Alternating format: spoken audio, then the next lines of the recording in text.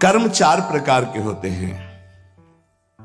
एक कर्म जिनसे यहां भी सुख मिले और परलोक में सुख मिले, जैसे हम यहां किसी भूखे को भोजन पवा देते हैं तो हमारी संपत्ति भी बढ़ेगी और परलोक में इसके पुण्य का बड़ा लाभ प्राप्त होगा। या हम ऐसी कुछ अपने धन से व्यवस्था करते हैं जिससे भजन करने वाले संतों को सुख मिले, जो सतमार्ग में चल रहे हैं उनकी वास की व्यवस्था, वस्त्र की व्यवस्था, भोजन की व्यवस्था, यहां भी तुम्हारे ऐश्वर्य बढ़ेगा और परलोक में भी भगवत कृपा प्राप्त होगी।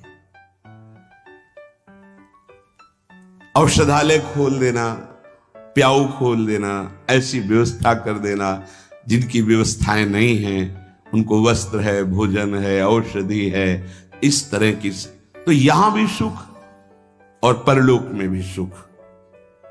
पर ध्यान रहे, पोस्टर बैनर नहीं होना चाहिए।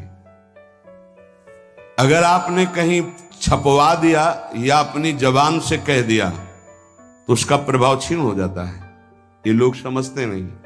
आपने वृंदावन आए, 100 संतों को भोजन पवाया, इसके बाद पूरे गांव में 4-4 जगह बैठ के, कि वृंदावन गए थे, 100-2 संतों को ऐसा पवाया, संत भी कह रहे थे कि वाह भाई, और 100-100 रुपया भेंट दी। वो बड़ाई जो आप झोंक रहे हो ना, सब खाली हो रहे हो आप। चुप। ये लोग कुछ ऐसे देहाभिमानी होते हैं कि एक पंखा भी टंगवाएंगे ना तो पंखा की हर पंखुड़ी में जिला अमुक, बाबा का नाम, दादी का नाम और ये नाम और वो नाम, अपना नाम, पूरा पता, फोन नंबर सहित पंखा में ऐसे देखे गए।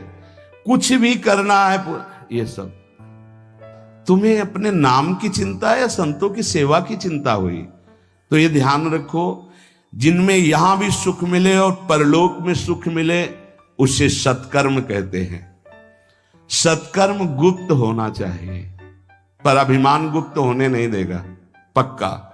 वो चाहे दीवाल से कहेगा जरूर। ये अंदर देख लेना, फूलन आएगी, कहना कुछ तो ऐसा कि बाद में संत पाएंगे, पहले ही परिक्रमा मार्ग में बोर्ड लग जाता है, आज यहां 100 संत सेवा और अमुक जिले के अमुक अमुक अमुक, ऐसे। तब ये लगता है कि कैसे तुम नादान बच्चे हो, तुम्हें इतना बड़ा सौभाग्य सुकृत का मिला था, इतना महान सत्कर्म, और तुमने सब मिटिया मेट कर दिया।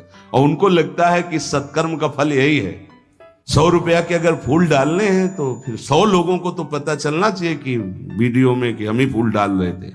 बड़ा हम का खेल चालू है। ये कर्म तभी परलोक में आपको मिलेगा जब यहां आप गुप्त रखें। देखा है आपने गुप्त कैसे कमाई की जाती? बहुत बड़ी यज्ञ की थी। मैदा फैक्ट्री के मालिक थे। जब वो आते थे कानपुर में गुरु आश्रम में संत दर्शन के लिए, तो 20 गाड़ियां उनके साथ होती थी। वो आधा किलोमीटर पहले ही रुक करके नंगे पैर पैदल आते थे।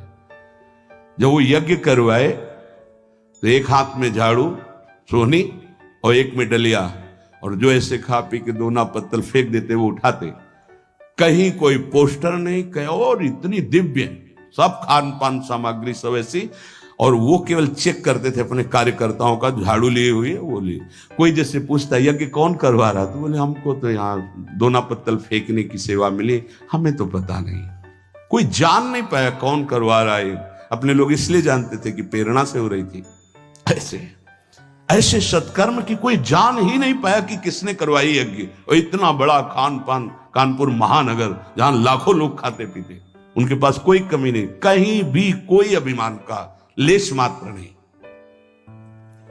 दूसरा मतलब पहला है जो इस लोक और परलोक दोनों में सुख प्रदान करे, वो ऐसे धार्मिक सत्कर्म।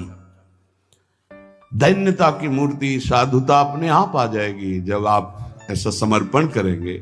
कितने ऐसे, एक नहीं कितने ऐसे जिनको ये है ही नहीं कि हमारी जानकारी कोई, कि हम कुछ सेवा करते हैं। अहम को पुष्टता चाहिए। इस लोक परलोक में यदि अपने कर्म का जो सुकृत है तो भगवान से प्रार्थना करो कि कोई न जान पावे, ऐसा कार्य करो, तो वो आपको इस लोक और परलोक दोनों में उन्नति प्रदान करेगा।